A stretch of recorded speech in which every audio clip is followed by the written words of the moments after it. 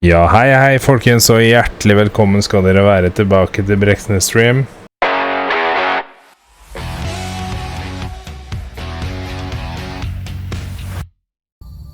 Ny episode, folkens. Nye muligheter. Vi fortsetter her vi slapp.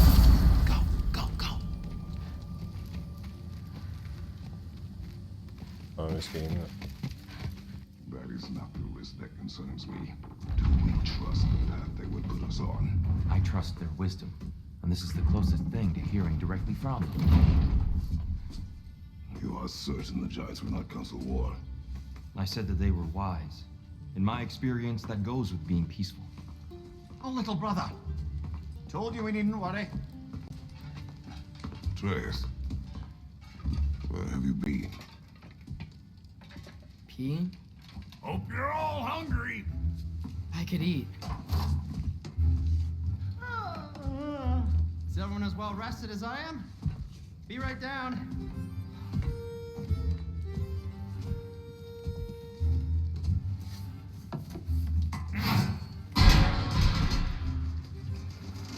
Is this sausage? Sure. Why not?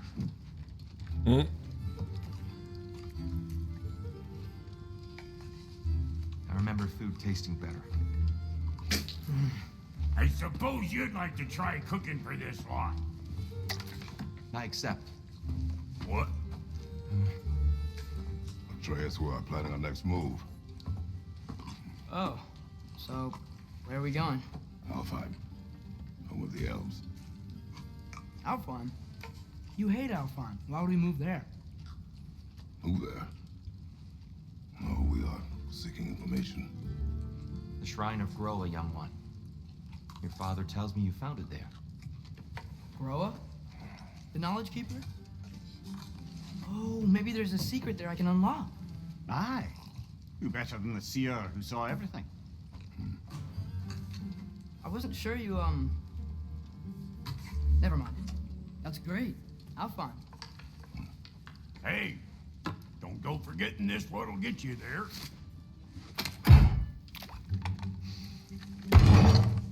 You know what? I'm gonna build a bigger table. Nå, I'm litt lei. More for me.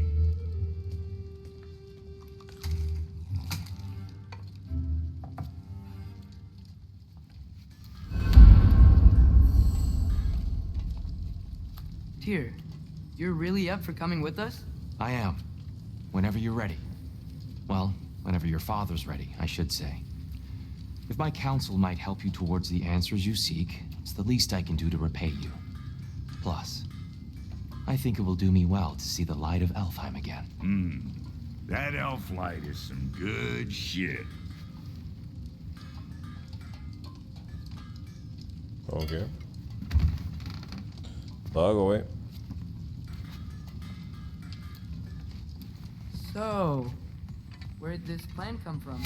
Oh, from Mimir. He really did it. Tyr really slept in my broom closet. Is that normal for you tall, godly sorts? Or just the ones locked up for a lifetime or two? At which point your father recalled finding drawers outside the Temple of Light. Skal vi se. Vel. Ja, dere klare til å gå videre? Det jeg. Right behind you. I'll meet you at the gateway presently, friends.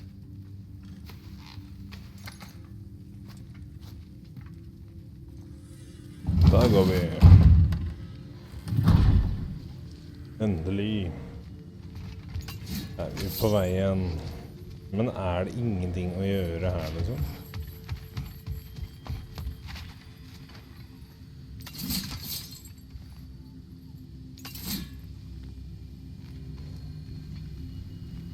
Kanskje ikke drepe den greia der. Jeg vet ikke om det er snill eller om jeg trenger den. Ja, vi går her. Excuse me, sir. Hæ? Mind if I take a little Pikachu? I promise I'll be brief.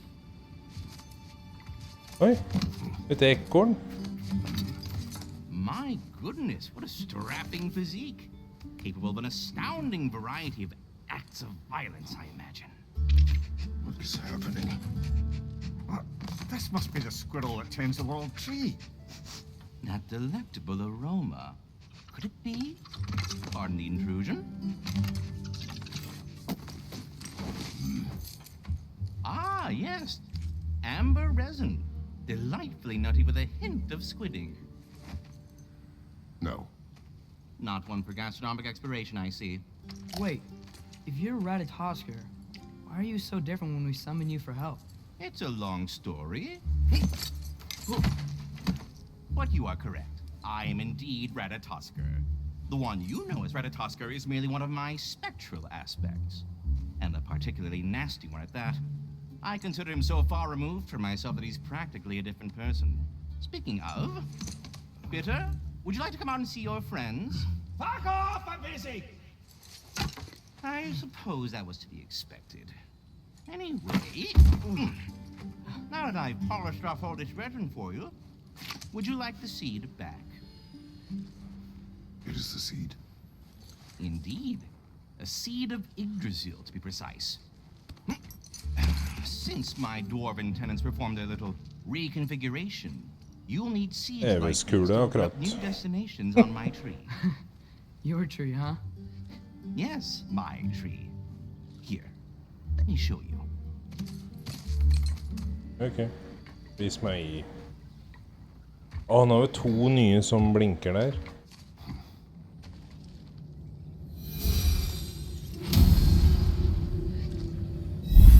Ah, so that's why good Master Brock needed an alpine seed. Clearly you have important matters afoot. That seed you found unlocks Niflheim of all places, a realm as ancient as it is vaguely sticky. The Eye of Odin, eller Travel Alheim. Vi tar blå, sånn side quest.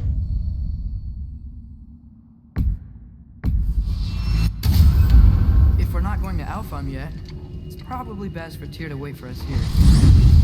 Ok. The soldiers we fought in Svartalfheim, those were Einherjar? I thought Einherjar were just spirits involved until Ragnarok comes. They were no spirits. Indeed, brother. Odin appears to have found a loophole. Activated his forces early as a standing army. Perhaps something he could only do without any honest Valkyries around to stand in his way. Adersen.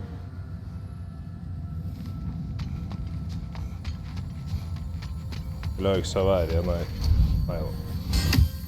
Automatisk at han må ha med seg øksa for å gå videre.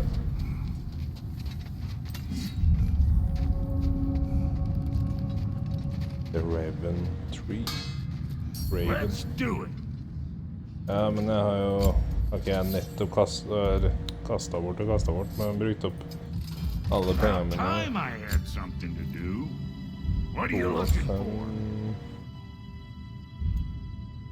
What? You just came to stare? Ja. Wait, are those Odin's ravens? The ones we've been destroying all this time? So it would seem.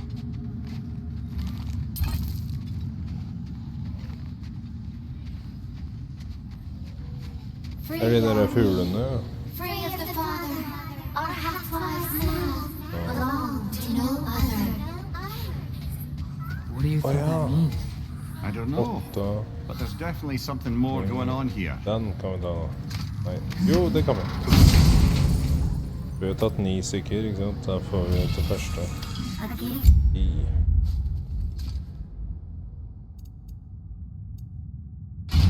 Oi, oi, oi. 5 og 29. Den tar vi. Hei, der så jeg noe. Du kan trykke C, så får du over banen.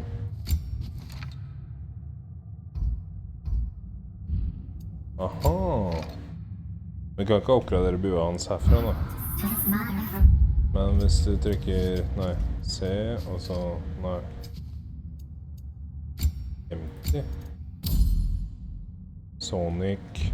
Åja! Jeg har glemt å ta på det her greiene. Vi tar blå. Blå er kulest. Sett.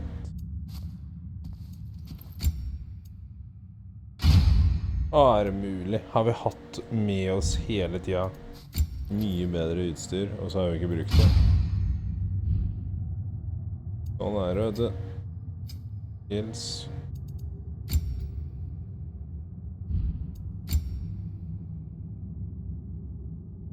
Her hadde den.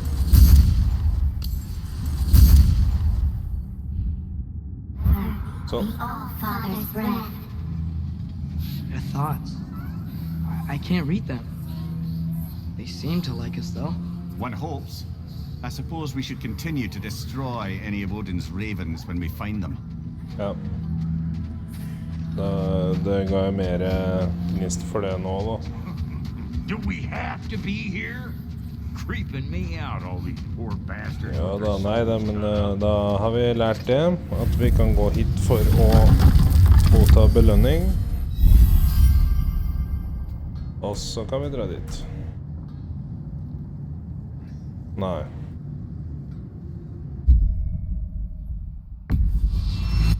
Må vi først dit, og så kan vi dra dit. Det var jo tullete da, hvis det er sånn. Mimir, I know this sounds weird, but can you tell me again what happens when someone dies? Every living thing has a soul, and every soul has 4 parts. Form, mind, direction, and luck. Direction steers the souls of giants, dwarves, elves, and animals toward the Lake of Souls in Alfheim, where all the parts may be absorbed back into Alfheim's great light. So that's where Fenrir is? The Lake of Souls? So long as his soul still has its direction, aye, it's well on its way.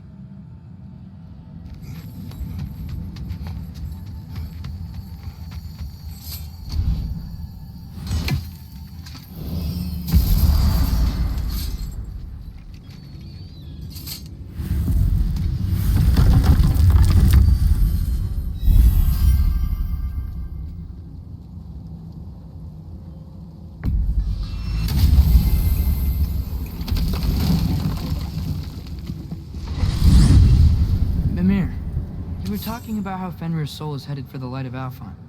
But that's because he was a wolf, right? Aye. Were he a god or a human who died in battle, a Valkyrie would have taken him to Valhalla or Folkvånger. Had he been a human or god who died outside of battle, he'd be cast down to Helheim. But Fenrir was a wolf, so his soul will join all the others in Alfheim. Like mothers. Yes. Like your mothers.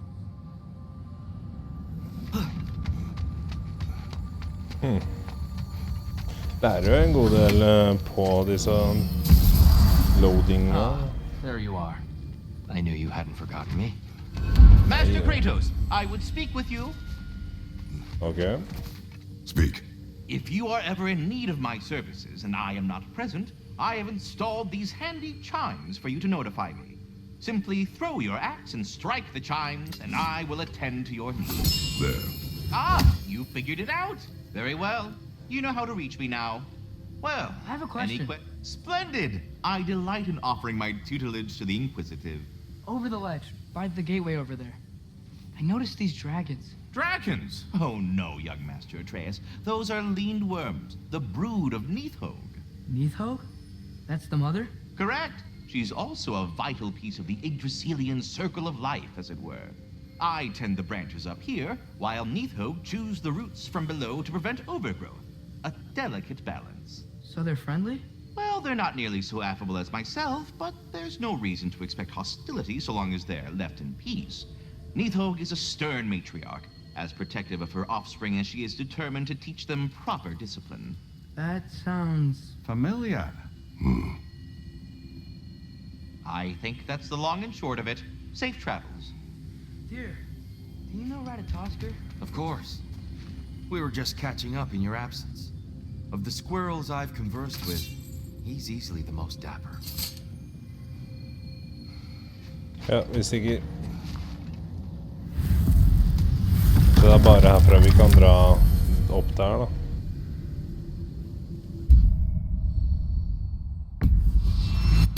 Okay. Perhaps as we travel, you can tell me the tale of your prior visit to the land of the elves. Sure I can.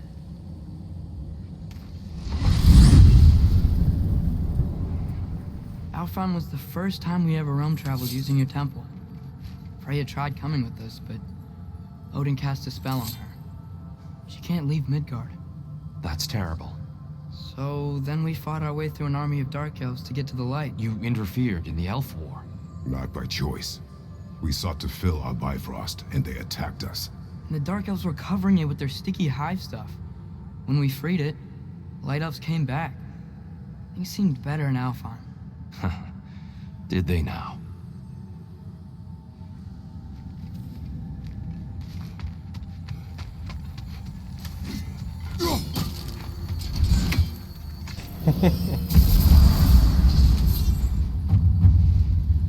Alfheim. It's been so long. Not sure where the temple is from here, but that's where we'll find Groa's shrine. Broken history. Aye, not exactly an easy fix for that. Skal vi se. Yeah, so much for things being better in Alfheim. Ja, det eneste veien videre er jo der Tyrgård og Atreus.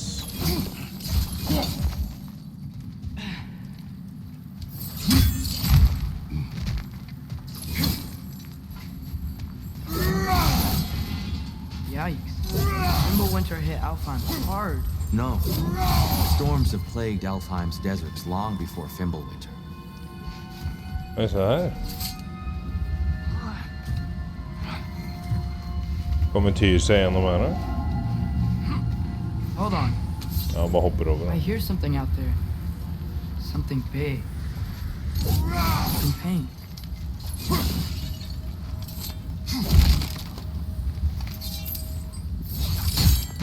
What do you hear? Feels like some kind of animal. How could anything live in a storm like that? Oh, Plenty of caves under the CRM. desert.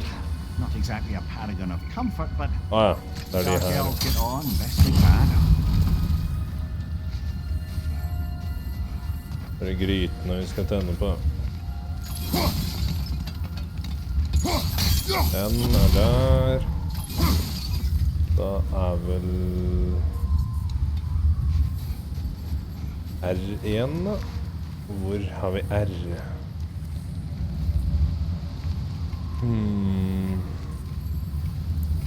Perhaps we can reach that brazier from above.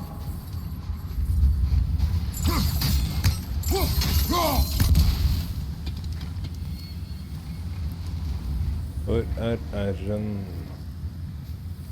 Kanskje vi må ta det fra BoW, som man sier.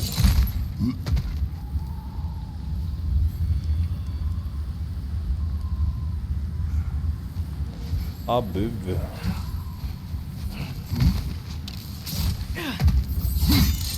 Han bruker pila og sånn. The Temple of Light. Groa's shrine is Der, ja. Der har vi R. Good eye. Bifrost eyes. Hva får vi nå? Å, hornet, ja. Nice. Da får vi mer sånn lengre sånn superpower-angrep. Men siden at vi kunne gå den veien der, så vil jeg bare sjekke den veien. For det gikk an å gå ned her også. Der. Jeg må ha med alt. Desert. Huh?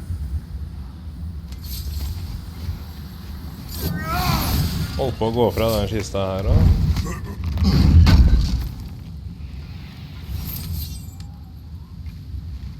Det var ikke noen svære greier, men...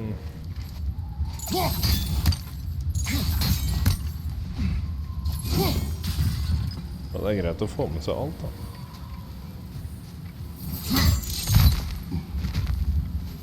Sånn, klemmer meg gjennom her igjen, da.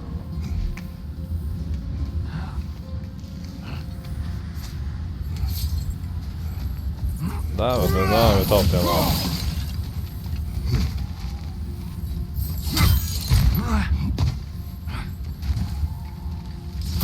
Så må vi følge med på de der øgleørnene.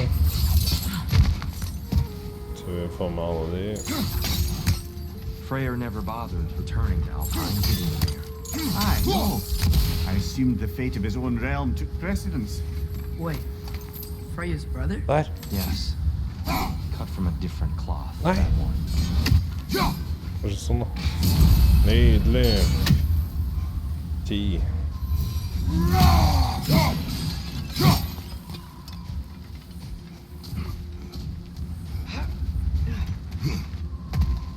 Jeg har glemt noe nå.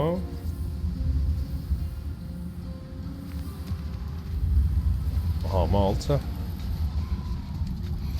There's a barricade up ahead. What are those shiny rocks? Twilight stone. A rare material that can take millennia to form. Majestic, isn't it?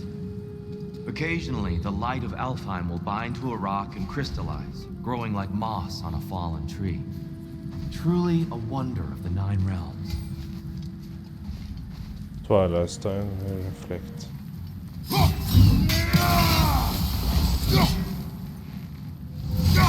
Reflect. Oh, Ja. I didn't know it could do that. Ah, skjønner ikke nå. Oh, very clever. Aha, ja, synes jeg.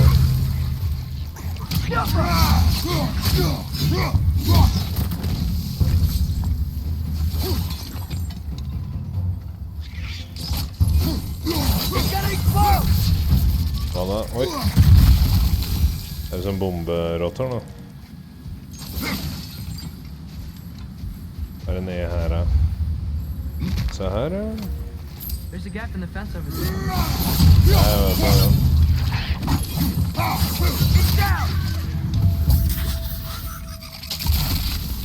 What became of Kvasir? Ripped apart by his audience. Å, ja da. One Den member er of the bra. audience. Well, Den selger vi til gutta.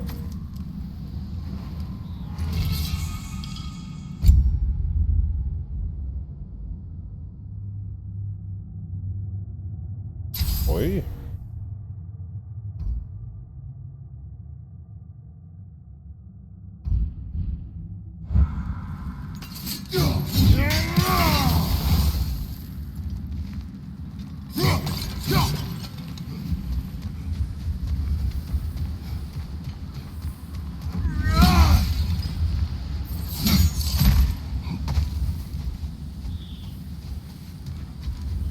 Freya's brother. How was he involved?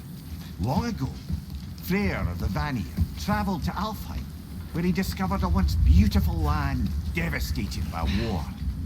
Using his divine powers, he set about cultivating a tenuous peace among the elves. There's a gap in the fence over there.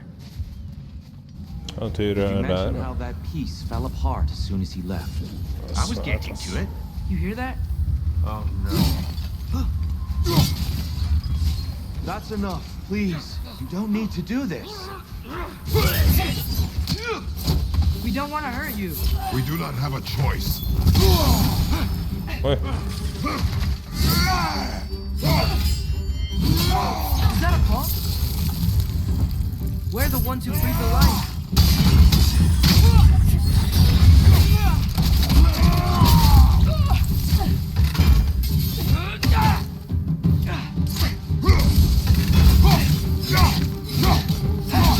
Why are you fighting us? We helped you last time. Atreus, focus.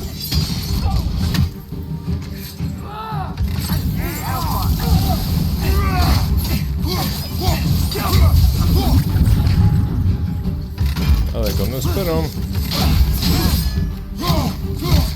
There's a gap in the fence over there. Most unfortunate. They attacked us. More will follow once we're inside. Is there truly no other way? Not like they're giving us much of a choice. So your father said. I'm just naive, I suppose. No. Just a harmless old friend.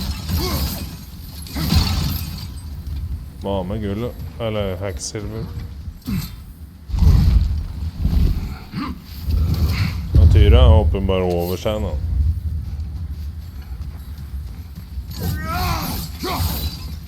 Vi får oss alltid noen å slåss med for hvert sted vi drar til. Tribute to Freyr made by the elves.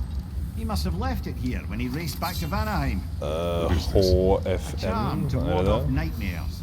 In this case, prayers. Ja, och sån Well, typ knowing the är elves, det there's där. probably more tribute to find. Ja, det är en annan typ. There's a gap in the fence over there. Jag trodde jag kunde tillkalla han där kameraten eller? Gap in the fence. Här. Ja, det är sådana där vi ska lära senare säkert.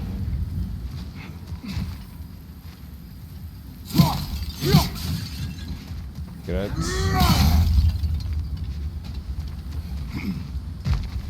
It's so tall. We came in from the top last time. Didn't realize all this was even down here. It's an older gate, built to promote cooperation between the elves, but it looks like it's been sealed for some time. How do we enter? Grab that wheel and I'll show you.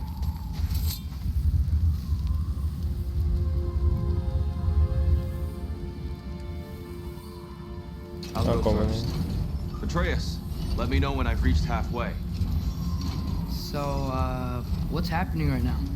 This seal is meant to represent the balance of the realm when Freyr was here. Light and dark. There's a working gap in the together. fence over there. How's that look, Atreus? Good, I think. Father, now you go. Unfortunately for Alfheim, Freyr couldn't accept his sister's decision to marry Odin. He returned to Vanaheim and left this realm to its fate. To be fair, the Aesir did set him on fire that one time. The door should have opened. Are you sure it's balanced? Yeah, but the realm isn't. Not anymore. Father, try pulling it the other way. Yeah! And Tyr, you keep pushing forward. Ja, så man det vita tavlor där det blåmar.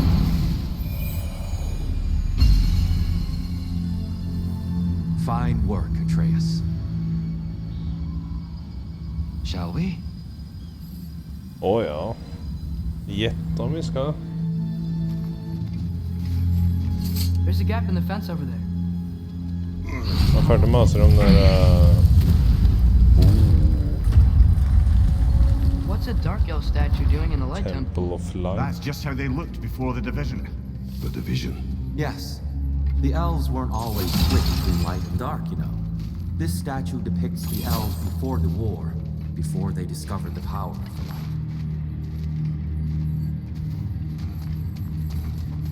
Solid light. Guess some things don't change. Där säkert... Ja.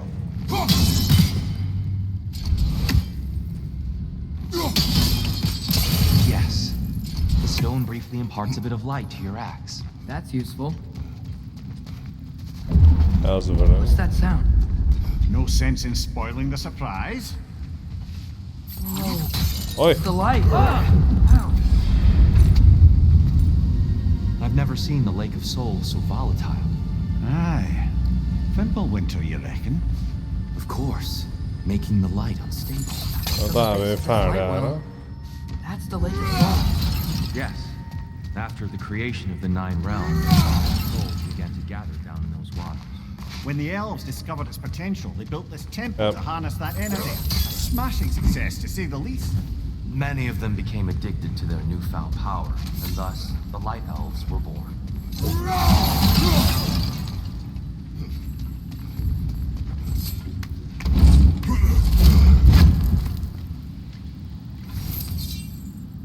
En gabbe.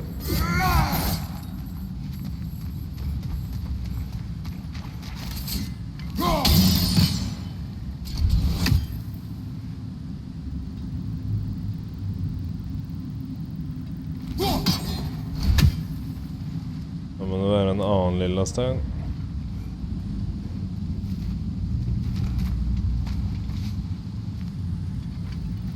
Eller så må jag göra något med den här.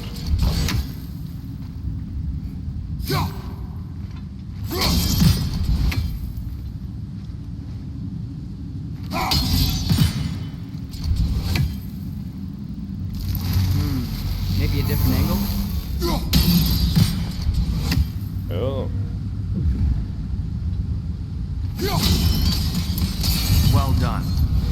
Though I imagine our light elf friends will be less than pleased.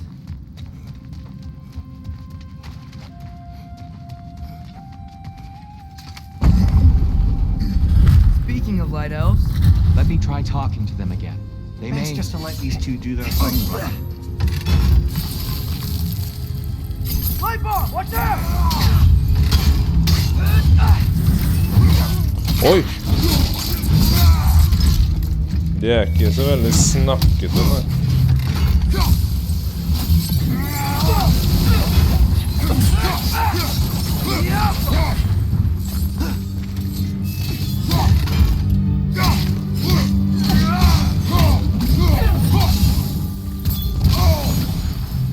Oi. Ja, der er den. Der er den.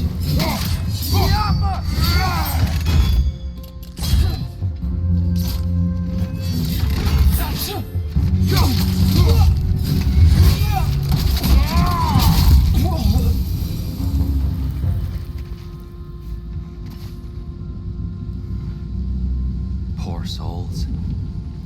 Weird. They came across on light bridges, but now the bridges are gone. Da må vi I have starte an med idea den. to get us across. Ok, fortell. Lucky for us, swearing off violence doesn't mean we can't disfigure some architecture. This way. Shrine awaits. Greit, jeg skal bare ha den kista der borte. Kratos, where are you going? He's looking around. He does this sometimes. Ah, a curious mind. Carry on.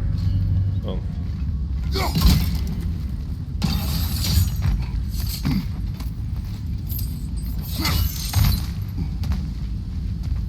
Sånn, vet du. Nydelig.